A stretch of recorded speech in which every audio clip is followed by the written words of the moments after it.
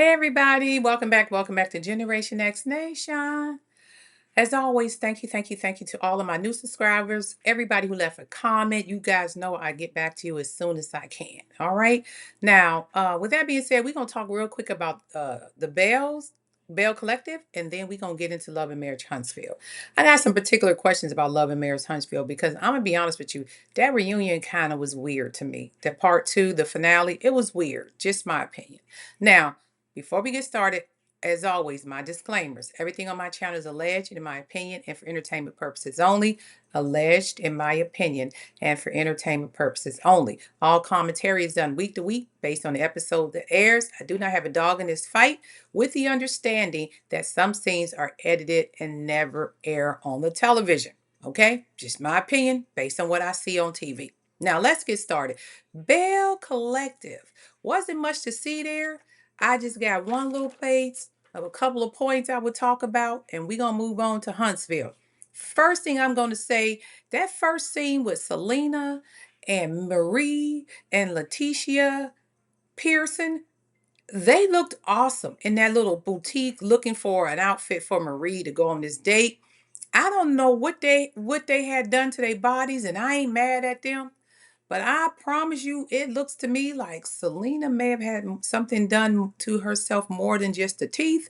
Marita had some work done, and Letitia may be having some work done. I don't know, but they all look good. They look snatched, and I ain't mad at you. Okay, I am not mad at you. Y'all looked good.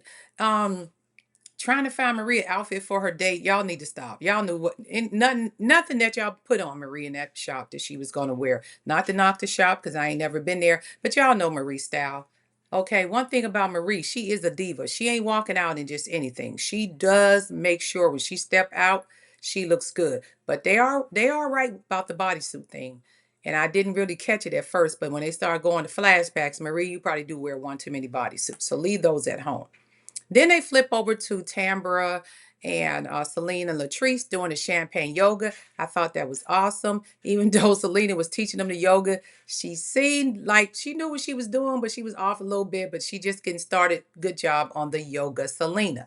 Now, when they all sitting down talking and keying, I cannot for the life of me I cannot for the life of me understand why Selena chose to spill the beans about the conversation that Mike was pillow talking with her about Glenn talking to a divorce lawyer. And once again, the way you replied or the way you gave them the scenario, it sounded as though Glenn was trying to file for divorce. Glenn was just looking for information at that time. But you see how the message was relayed, and this is how we get started with the bullcrap. And Selena, it surprised me because you was really upset when they were talking about Mike having this alleged baby on the side and didn't come to you first. And there you go, spilling the beans to them first. And one thing I will say, when Tamara did the flashback, and we all forgot, I forgot about it, when she said on that reunion stage, when Letitia said Glenn left her with nothing but $4 in her account, she couldn't afford to get a hamburger, and she called her cousin. I said, you know what, she right. So I'm not even mad at Letitia for trying to get her financial security. I get it now. She's like, wait a minute. And it goes back to that old saying, who has the money controls the relationship. So Glenn don't want her having financial security because he wants to keep controlling the relationship. If you left me with $4, I'm with Tamara. I ain't coming back, especially if I have your child.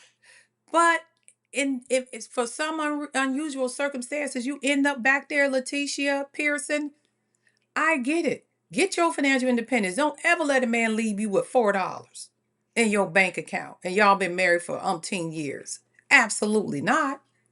Moving on to the scene with Marie and her father. Marie is a splitting image of her father. That man spit Marie out. I love them two together. I love the scene. The thing I caught on that was Marie saying she want to get her sons into her business. I think that's a wonderful idea. However, you have a son who came to you originally and said he wanted to open a dispensary. Looks like to me he may use the products that he wants to sell there. If you're going to get him into that side of the business, Marie, you want to make sure he cleaned up that side. It's okay to have a dispensary, just don't use the products, especially if you're going to be over here in the medical field. That's all the advice I got. And then they went over, Marie found out Selena, wedding wasn't going as fast as she needed it to go. So they went over there. She went over to Selena's house. She's sitting down talking to Selena. Now, according to Selena, she about a month out and she ain't even sending out invitations. You 30 days out. The invitations should, at the minimum, the invitations, the venue, and maybe the color scheme by now should already be locked in place. And all you should be working on is maybe finishing your dress and decorating. Those things should have went out. But I mean, some people move slow. I don't know if she has some hesitation. Is she nervous? Do she think she really should get married? That's just weird to me. She seemed like a happy bride. She seemed like maybe a perfectionist, but most people who are happy to get married would have been sent them invitations out and got that venue locked. Especially, she said she's doing the wedding April the 4th, on the fourth day of April. For some reason, that the fours means something to her. And that's all cool because a lot of people don't do weddings in April. So you should be able to lock down a venue by now. If nothing else, you should have had the venue locked down and you should have had the date locked down. So at least the people know where to go so they can go ahead and RSVP. But moving on, you sat there in front of Letitia's face, and you didn't mention the conversation about Glendale. All right. So now the ladies are at the event with Marie, trying to find Marie a date, looking for Marie a man, however you want to call it. They get there. I don't know who decided to bring some 28-year-old in there, some 30. Y'all know how old Marie got grandkids. Bring somebody in there age appropriate. And I'm not saying older women ain't dating younger, but some of them guys y'all brought in there should have been trying to date Marie's stepdaughter, Amber. Because she's absolutely beautiful. I like Amber. And Amber, I'm like, you should have, I don't know. I guess it would have been odd if she would have, tried to date one of the guys that her mama turned down. However, I thought the saxophone player and the guy that she picked at the end, I forget his name, the guy that was the government contractor, those were the appropriate people for Marie. I don't know. I guess the other people were fillers, and I don't know why you brought that lady in there. And not knocking the community, but y'all know Marie was, the minute she heard that voice, y'all already knew she was going to go ahead and exclude her. Then that girl said she slept with a mom, a aunt, a niece, and a cousin or something. Move on. That's more than you done cheated more than most men. Like, good Lord. So in my opinion, Marie did pick the right guy. The other guys were either too young or I didn't think was Marie type. And I think she knew the saxophone player from previous episodes. So that's probably why she didn't pick him. I hope the guy works out. He looks the part, but we'll see how the date goes next week. It looks kind of weird the way they did the little scenes from next week and they showed us some of the date. It looks kind of weird, but I don't know. You know how they edit stuff, so they may have edited to make them look weird. But overall, the package looked good, and I think that's the type of guy that Marie probably should be dating. After the dating was over, it looked really good. They brought old Messy Carrie in here. Thank God she ain't said nothing this week. She done had her mouth shut. But after the dating scene, pick Marie's date, finding love for Marie, whatever you want to call it, they all sat down and started talking. Once again, they start talking about Letitia and Glenn. And then they bring up the fact that Glenn had went to a divorce lawyer. Now, once again, relaying the message is what happens. Relaying the message is how it gets confused. They relaying the message as though Glenn is out here trying to file for divorce from Letitia. Letitia's like, what? I didn't know about this. All that man did was went to a divorce lawyer to find out what a post-nuptial agreement is. The same way she went to a lawyer to find out what a post-nuptial agreement is. But you see how these messages get twisted and turned when you in these type of groups on these reality shows. So now everybody's sitting around and Letitia asked her one question. She said, did you know when I was sitting in your house talking to you about your wedding? And Selena was like, yeah, but I just had the wedding stuff on my mind. Selena, I don't give you a pass. You know I love you, Selena, but you were out of line and you were wrong for that because you told him at the yoga thing and you was worried about your wedding. And then she sat in your face and you didn't say anything. So when she called you out on it and said, wait a minute, isn't that the same thing you got mad at me about? And she was absolutely right. And you couldn't say anything. And everybody kept trying to say, well, that was different. That was different. No, it was not. Now, the situations is different. One is about a divorce, one is about alleged side baby. But at the same time, you knew the information while you were sitting in that person's face, and you went to the group first and did not tell that person. And that's what she's saying. Just like you was mad that they went to the group talking about Mike and not come to you when she was sitting in your face, you did the same thing. You got mad at them telling the group before they told you, and you told the group before you talked to Letitia. I don't see the difference, Selena. And Letitia got pissed off. And she said, you know what? Because they all tried to cover Selena up and say, no, it's not like that. It's different and all that. Letitia grabbed her purse and was like, absolutely not, and walked up out of there. But as soon as she got in the car, she called Glenn up on the phone. See, this is how you create mess in people's marriages. But the pattern I'm finding here is y'all have to pick somebody to harass. And it's always the relationship aspect, because I know early seasons it was, Tamber and the ex guy she dated that was allegedly abusive, whatever. Then it was Latrice and her husband Cliff, allegedly abusive or drinking too much. Then it turned into Mike and Selena allegedly having a baby. Now it's Latrice and Glenn. And it's always been Latrice and Glenn in the middle of it somewhere, because Glenn is always out there doing some dirt. But y'all got to leave these people relationships alone. Y'all have to. But Latrice and Glenn is always a center. When nothing's going on, they go back to them. They stay in their relationship. And I'm going to say this, and I've actually said this on Instagram. I don't know, I posted on something. I said, Letitia, I'm calling Latrice, I'm sorry. Letitia and Glendale ain't getting a divorce, people. She's never leaving him. They love each other.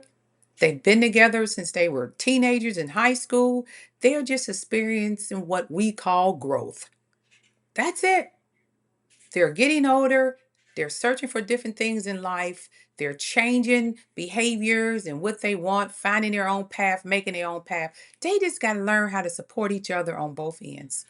Glenn got to learn how to give Letitia room to grow and do what she want to do and find herself, because she's searching for something more than just being his wife that he supports. And Letitia got to just allow Glenn to participate in the growth. That's all. Don't shut him out. He don't want to be shut out. And she wants to be able to say, hey, I want to be more than just a wife. Kind of like the guys down there in Huntsville and what they going through. That's what I see. Now, speaking of Huntsville, Lord, that reunion. It was weird to me only because I'll tell you when we get to that part. So they start off. We're gonna talk about this Huntsville now, because this part two reunion I don't think solved much of anything between Destiny and Letitia, because I've seen Destiny on the interview with one of the content creators, and I think her and Letitia still have some type of distance. And I haven't watched the interview with Letitia, with Destiny and Funky Dineva, but I am going to watch it on Destiny's channel because it looks good, and I like Funky Dineva. So I'm thinking their sit down chit chat was probably really good. Um, Destiny has done a very, very good job of reinventing herself. She, and I know some people are destined to hate her forever, not like her, whatever. That is your choice. Okay. When I do commentary, I get in Destiny behind for what she did in that scene or whatever. But as an overall person, I don't know Destiny. And I will say this, I appreciate the fact that she is trying to clean up some stuff that, that she created. Now, she'll never be friends with Melanie again. I think that friendship is dead forever, but that doesn't mean that she doesn't have the right and the opportunity to reinvent herself, show some growth. Because I mean, at the end of the day, she do have a child to support. So I'm glad to see her finally getting her coins and change together. And I think there's some jealousy there with Letitia, because she's watching Destiny move into a different stage in her life, and Letitia in her mind feels she just stuck being a mom and not understanding that, Letitia, you have the most important job in the world. Being a mom is don't let people make you feel like being a mom is just being a mom. That you are uh, uh, uh, raising beautiful children that will go out into this world and be something special. Whether they be a judge, a lawyer, a doctor, own their own business, whatever. But they are going to contribute to society. I can guarantee you that. And that's the thing that you can be most proud of. So don't look at it that way. But we'll get into the reunion, and you'll see why I said that. With that being said, it starts off with Nell And Kimmy still going at it. Because Nell told Kimmy, I gave you grace. And then Kimmy snapped, B, you ain't gave me no grace. And they're still going back and forth. She telling Nell to pipe down. All of that. They finally calmed down. And we're trying to find out what is the real issue between Kim and Nell. So Nell goes to explain it. She didn't have an issue with Kimmy. I had an issue with Letitia from what happened at the last reunion about my grandbaby. And we sat down and had these conversations and things were going back and forth. And at some point, she told Letitia, you can go and talk to my husband yourself. Letitia gets all up in Chris' face, pointing. I guess she was a little drunk. Nell didn't appreciate that. She felt she went a little too far. She gets up, tries to stop it. They sitting down around the pool or something. And then her and Kimmy had some words. And then she said, B, I'll throw your ass in this pool. We remember that scene. And Nell feels like, Kimmy, you're constantly inserting yourself into me and Letitia's fight. Kim swears she's not doing it, but she's on the stage doing it right in front of our faces. And she keep telling you, look right now, look what you're doing. Her and Destiny was saying that Kimmy didn't get it. Okay. And then Nell was particularly pissed off because Letitia said, F your grandbaby. I don't give a F about your grandbaby. Anybody would be pissed off. Most people would have punched Letitia in the face if she said that. So I get it. And Kimmy, to me, doesn't Nell, we know Nell pops off and she yells and screams a lot. That's not the issue for me. The issue for me is, Kimmy, you yelled and screamed too. And you, like you say, you try to act like you always monotone. The minute you and Nell said something to you on that stage, you went from 0 to 60. You started yelling and screaming at her. But you try to deflect and act like it's Nell always doing that. You have a disdain for Nell that I cannot understand. And it needs to be studied. Um, Nell said, Carlos said, do you feel like Kimmy is trying to sun you? And then Nell's like, yeah, she feels that way. She wants Letitia to fight for herself. She feels like they feel like the Scotts can have a issue with everybody, but nobody can have an issue with the Scotts. But when it comes to having issues with the Scotts, we ain't do nothing. We're perfect. But then y'all want to go and have issues with everybody else if they say the wrong thing, talk to you in the wrong type of tone, talk about your husbands, and y'all got big issues. You want to come at them full throttle. But if they have an issue with you guys, then it's like, what are you talking about? I didn't do anything, Nell. Something's wrong with you. She's exactly right, because that is exactly how y'all act. Y'all really act that way. Um, Kimmy just wants, I'm sorry, Nell just wants Kimmy to allow Tisha to fight her own battles. Kimmy feels like, I understand what you're saying, Nell, but I don't want you yelling. Don't yell at me. She said, then Carlos chimed in, I know you talked about your dad yelling at your mom and how you didn't like it. Kimmy, Kimmy replied back, she don't like people yelling at her. She feels it's disrespectful. And yes, she didn't like the way her dad talked to her mom. But Kimmy, you have to understand, Nell is not your dad or your mom. And you can't control how other people feel, how they hurt, how they talk, and what pisses them off. And you think you can control that. Now, if you don't like Nell yelling at you, I completely understand that. But at the same time, don't yell back at her. They say, Kimmy, you are just as nasty and rude. You just do it in a nice way. And she's right. You're more monotone with your shade. And Destiny chimed in and said that, yeah, Kimmy is monotone with her shade, but she's just as nasty. See, Kimmy don't want to accept the fact that she can be a bitch sometime her damn self. She don't want to accept the fact that she can be nasty to people. She don't want to accept the fact that she be gaslighting shit because she does it in a nice way, as we like to call nice nasty. And they were 100% right on that, Kimmy. You do. So nothing really got resolved between Nell and Kimmy. I guess they agreed to disagree. Nell say, hey, I would watch my tone, but you have to understand that's how I am. When I get upset, it's going to raise a little bit and I'm going to speak my mind. Kimmy feels like she can control people and you talk to me this way and don't talk to me that way. Kimmy, I don't know who crowned you Queen Sheba, but you don't get to tell Nell what to do and disrespect that lady like you do. Now, as far as Destiny go, I think Destiny is done with Tisha. and she side-eyeing Kimmy because they feel like though her Destiny and Nell feels like Kimmy and Tisha come in a duel. You can't talk to one without the other chiming in. So my advice to y'all going forward next season, while y'all filming now, is get them by themselves. And if they get up and run, then you prove that theory because they don't run when they together. They tag team each other. But if you got Tisha by herself and she don't want to have that conversation, get up and run. If you got Kimmy by herself and she don't want to have a conversation, get up and run, then your theory is true. Those two work together. Just my opinion. Then after that, they go into the dressing room, and of course, Letitia's blaming everything on Nell. I can't believe she said that. You ain't my mama. Da da da da da. And it's like, y'all, everything Nell said and everything Destiny said flew over y'all heads, and y'all became the victims. The Scotts are always the victim. Nobody bothers them. Tisha and Kimmy are always the victim. They always the victim of circumstances that they create. That's all I'm saying. So Nell is in her room talking to Chris. Talk about she lucky I can get up there with this one good leg and I mean not in her room. They're talking to Carlos on stage. Her and Destiny. She lucky she ain't get up there. I ain't get up there with this one good leg and whoop her behind. I get it. I get it now. They really push you to the edge. They are gaslighters. They do. And they try to put that off on everybody else. Kimmy, let Tisha fight her own battles. Tisha, let Kimmy fight her own battles. And just like Carlos said, you guys barely liked each other and y'all was sister-in-laws. Now all of a sudden, y'all tag teaming everybody. I'm done with that. Let's move on to the men come back on stage, and now it's the NDA thing. And Martell being Martell as usual. And I'll talk about Martell raggedy behind later.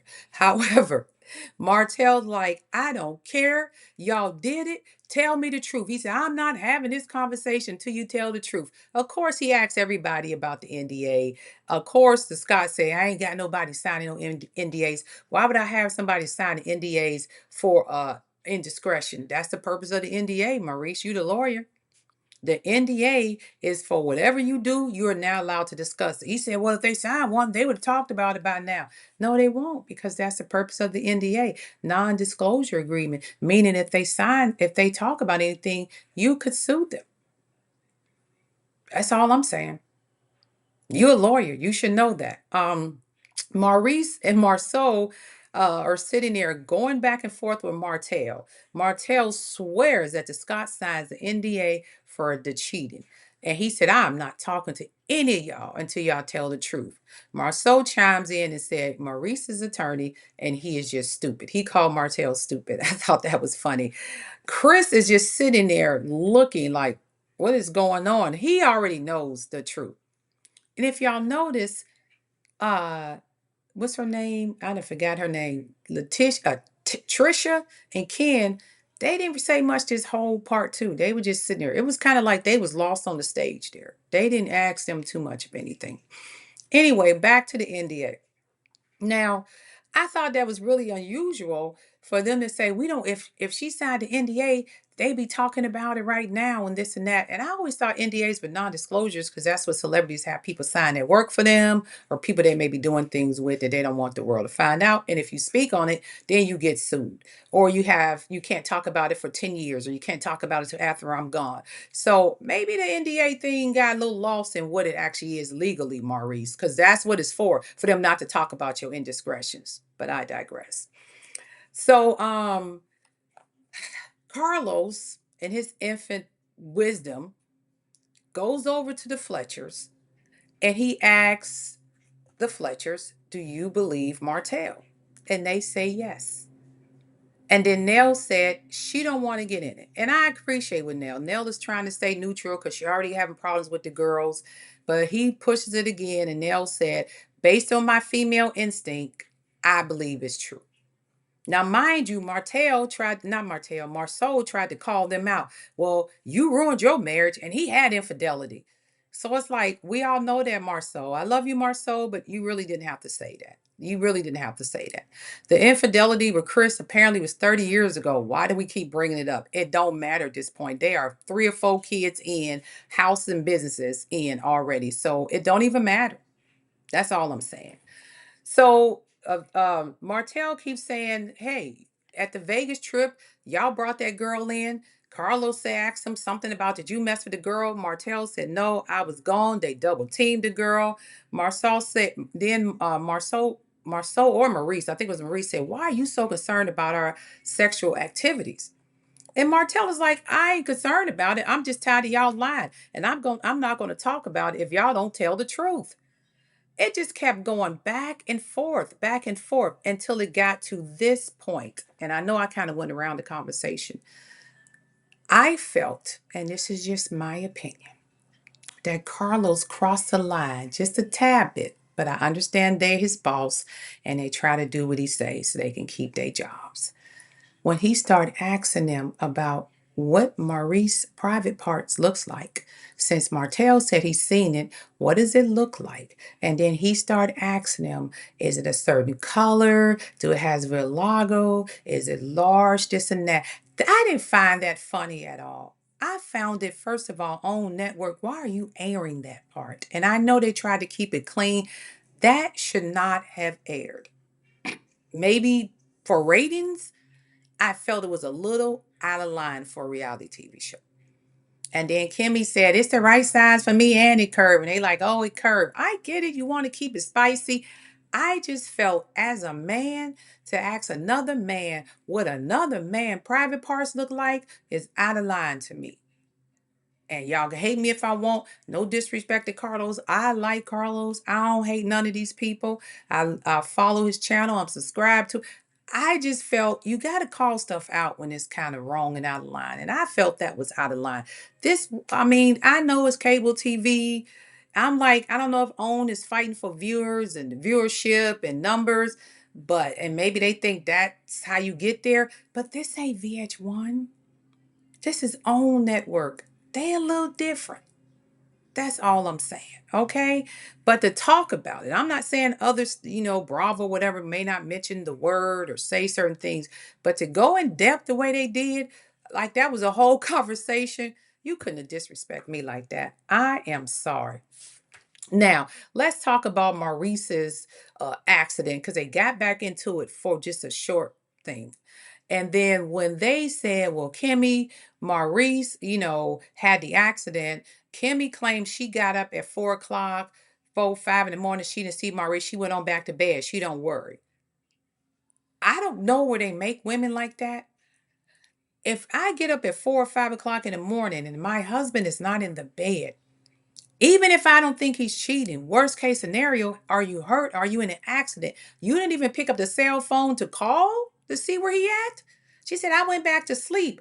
That doesn't make sense to me. And then she said, I don't like them staying out late. They coming in at 2 o'clock in the morning. I said that a long time ago, seasons ago. There's a difference between 2 o'clock and 4 o'clock. Because at 2 o'clock, a lot of times that's when the clubs are closing down. Most clubs close down around 1 or 2 in the morning. So maybe they just getting home from the club. You talking about you woke up at 4 or 5 in the morning and Maurice wasn't there. And then Maurice tried to say, oh, well, what had happened was I hit the tree, the animal, the tree, the animal, and the pole. Then the ambulance and the police came. They took me to the hospital because I had a concussion. And then after I left the hospital, then I went to the doctor's office that morning. I mean, to the jail that morning. It seems like to me, y'all collaborated the story at the reunion because when you said it at that camping trip, everybody laughed and it didn't make sense. Because why did you say that at the camping trip, Maurice? That would have cleared everything up why you got arrested at 11 or 12 o'clock in the afternoon. That would have cleared everything up why you didn't come home that night. Why didn't you say that same story? You said I hit a tree, an animal, a pole, and I had a concussion, and I went to the hospital. Now at the reunion, you said the same thing, but then you said the ambulance took you to the hospital, and when they released you, then you got arrested and went to jail. You left that small part out at the camping trip, and that was a significant part that could have explained all of your timeline. Sounds like to me you and Kimmy concocted a story because you knew it was going to be asked again at the reunion by Carlos to make it make sense. And I say BS. I call BS because had you went to the hospital, Kimmy being a nurse, Kimmy being a nurse, and being some type of head nurse at that hospital, I'm going to say this over and over again. Somebody would have called Kimmy and said, Kimmy, your husband here at the hospital. Kimmy, I don't know a woman in the world who wake up at 4 o'clock in the morning, 4, 5 o'clock, whatever you said it was, and their husband ain't in the house or passed out on the couch somewhere drunk or in the garage still sleep in the car and ain't in the bed with you after y'all just left a party, that you ain't on the phone calling to see where he at the bare minimum, worried about his safety, making sure he didn't get into an accident. Not just is he at some lady house cheating, but just worried and concerned about where is he at just late in the morning. You ain't called Marceau. Hey, Marceau, it's 5 o'clock. Your brother ain't here. Do you happen to know where he at? Can you go? You ain't did none of that. No concern. Well, I call BS. That's it. I call BS. I do not believe it. Kimmy is full of crap. I believe Martell. I believe they are lying. I believe they had something going on. I don't know if that particular girl they interviewed, but Martell is standing 10 toes down on that story. So as hard as Martell stood on that was the girl, I'm starting to believe that was the girl. Now, when Carlos go over to Kimmy and Letitia, they both say, oh, I don't believe they cheated. Oh, now you say that? Everything changing. Maurice with the red lipstick. Y'all worried about whether my husband's cheating.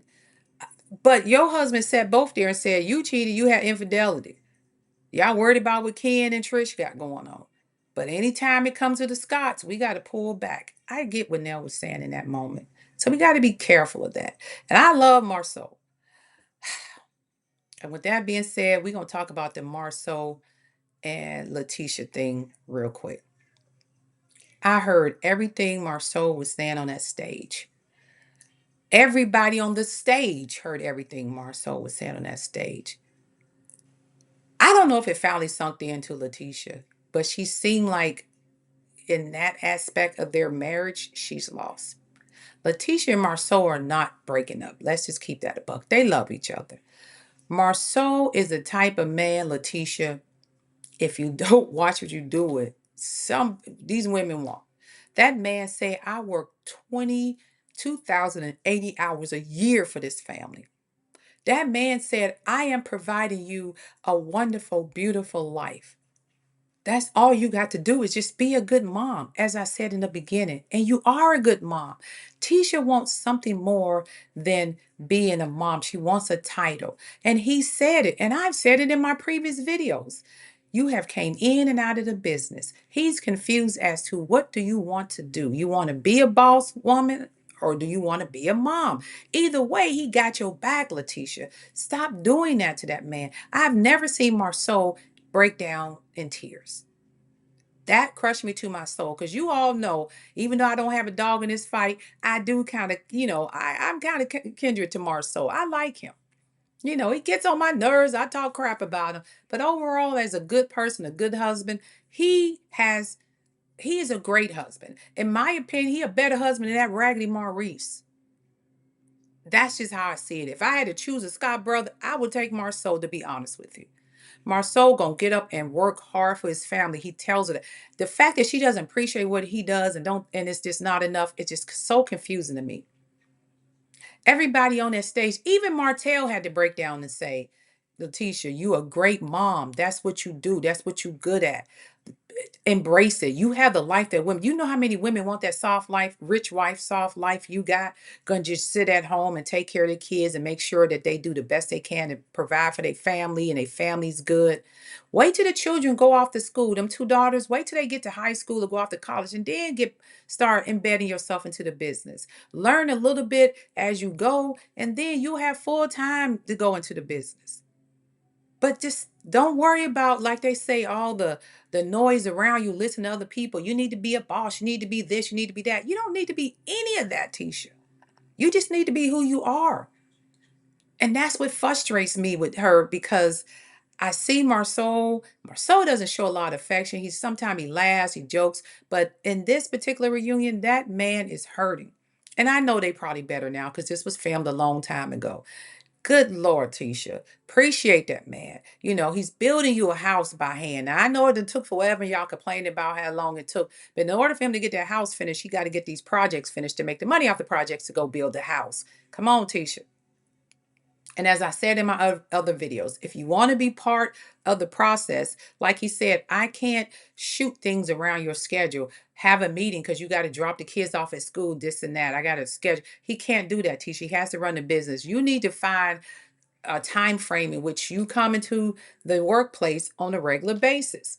And if the children are in school, just say, well, hey, Marceau, the kids are in school. So I will come up there from, 9 to 2 or something like that. And then I'll do inventory, whatever. Just do something like that in between the school hours where you're able to come in there on a regular basis and start learning stuff. And then you're able to drop the kids off in the morning and pick them up in the afternoon. But you can't just keep hopping back and forth. And like I said, he gave your office away because you wasn't using it. I don't blame him. He has to hire people to do the stuff that you could do. But you are not satisfied in being a mom. And it's just crazy to me. I get it. You just don't feel like you're completely satisfied. But you are doing an important job. And don't let nobody ever tell you that being a mom is not important. You are doing an important job, Tisha. You are very educated. You got a bunch of degrees. Trust me, it's going to be a time that you're going to be able to put all that to use. Learn what you can now. Don't worry that man to death. Do some stuff from, if you could do work from home, do some stuff from home. You could still be part of the business and be home for the kids. Figure something out, but stop hurting that man because that's what you're doing. And he, in my opinion, outside all the Martell crap and the petty back and forth, that's a good man. As they say, that's a good man, Savannah. That's a good man. And I'm going to say that about Marceau. Now, with that being said, last but not least, they brought Lance out there. And Marceau did say something. Oh, he know he has to kill to eat. That man is raised to be a worker. Now, unlike his brother Maurice, Maurice is in pretty boy era. Hands are soft. He ain't trying to do all that hard work. Marceau enjoys it. Let him have that, Letitia. All right. With that being said, Lance came out on the stage, and that's the last we'll talk about. Lance, look, I think, just my opinion, Lance actually did have feelings for Destiny, or was developing feelings for Destiny. And I think he's seen something there in a relationship aspect. I think Destiny kind of liked Lance too, but she wanted to look at her options. I believe Lance is a good guy, but I feel like Destiny avoided she dodged a bullet. I'll say that. Not that Lance is a bad guy, but Lance is on his second divorce and a couple of kids. So he's a little reckless out there. And he may be older now and at the age where he want to settle down, but he has to take into account when you meeting women, unless they pick me's and desperate, and they figure out that you're on your second marriage and you have some kids, and one kid was a result of some, I guess, a quickie relationship, this and that, they kind of look at you like, okay, you're a little irresponsible. So especially if it's a woman who's trying to build something. I don't know if Destiny would have been going on to be his third wife or not, but maybe Destiny felt you're cool to kick it with, date, but I don't know if we want to get serious about marriage until you understand what marriage really entails and you're serious about it, because that Lance seems to be out there just enjoying life.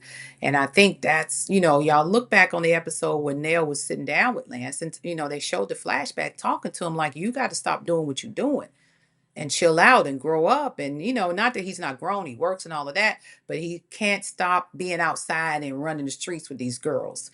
And I think that's probably why Destiny probably didn't get as serious with you as you were with her, because maybe you fall in love a little fast and marry too quick. I don't know. But you got to figure something out. Lance, you a handsome young man.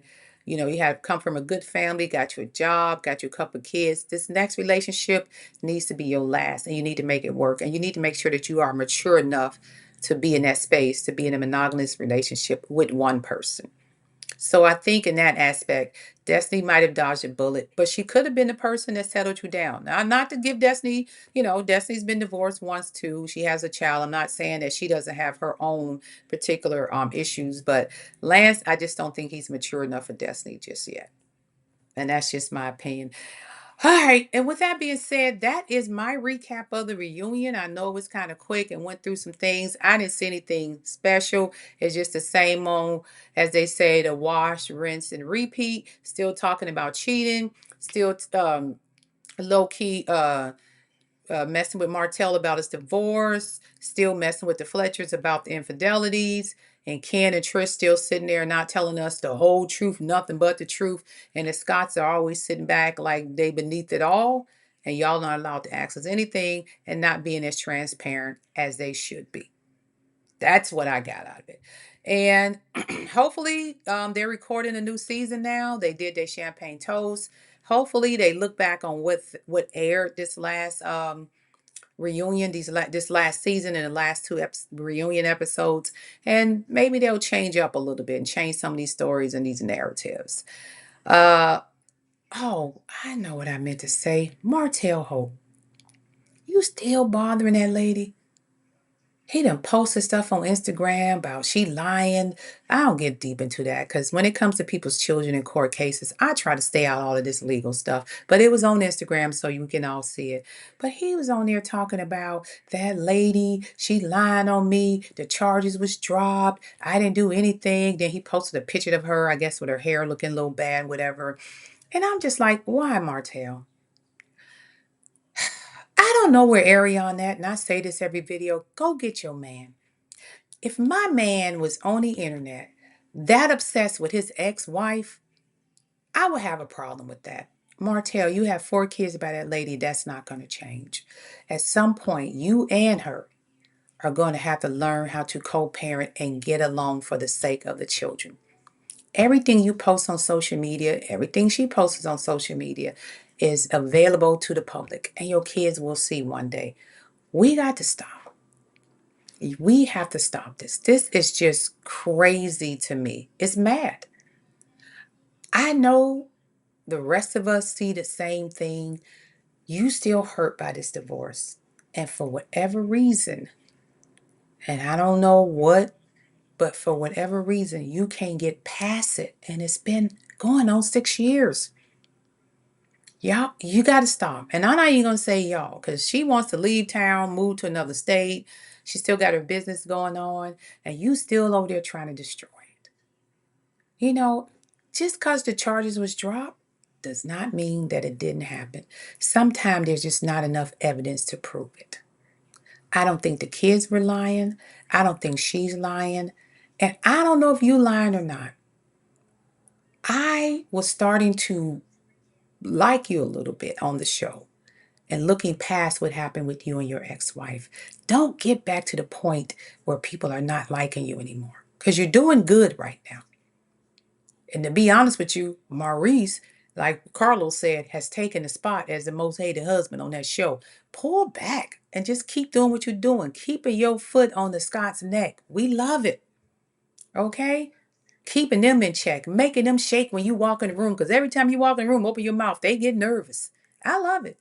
I just miss the fact that you don't have outside of Destiny, don't have like I don't know, a significant other to have on the show. And I understand the situation why Ariana can't be on the show. And she may show up, but I think it's time for you to have somebody other than Destiny. So when you go to functions, I don't know, pay somebody to be your girlfriend, that you can come with a date every now and then. That's all. And I guess that's my commentary. Martell, get it together. Really, get it. Don't start, because when you and Melly get on this internet and y'all going back and forth, y'all make so much money for everybody. And I'm not knocking the content creators because that is their job. They're going to get that hot topic. It's like they grab them stories and run with it. And then your kids are eventually going to have to see it all. And that's my thing. I'd be more concerned about the kids seeing their dad. And again, they know you better than I do. So I'm not saying that you're a bad dad. But, take that in consideration, if nothing else, Martell. All right.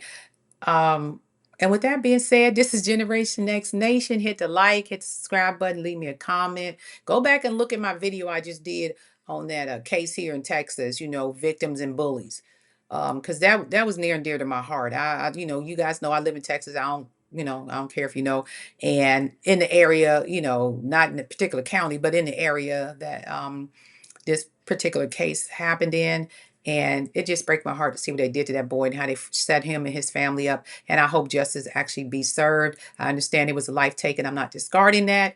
but that sentencing and considering the situation and the sentencing, it was just too much. And that's my opinion. I'm gonna stick to it. All right, because I am not just a content creator. I am a citizen who pay taxes and I vote. So keep that in mind before you come in here any nasty comments toward me. And with that being said, this is Generation X Nation. I appreciate each and every one of y'all, each and every subscribers. I love it. Leave me a comment. I'm gonna get back to y'all sometime today, but I got to get ready to go to my chiropractor office and get my 3 mile walk in this morning. So I'll probably log on later on and reply to you guys.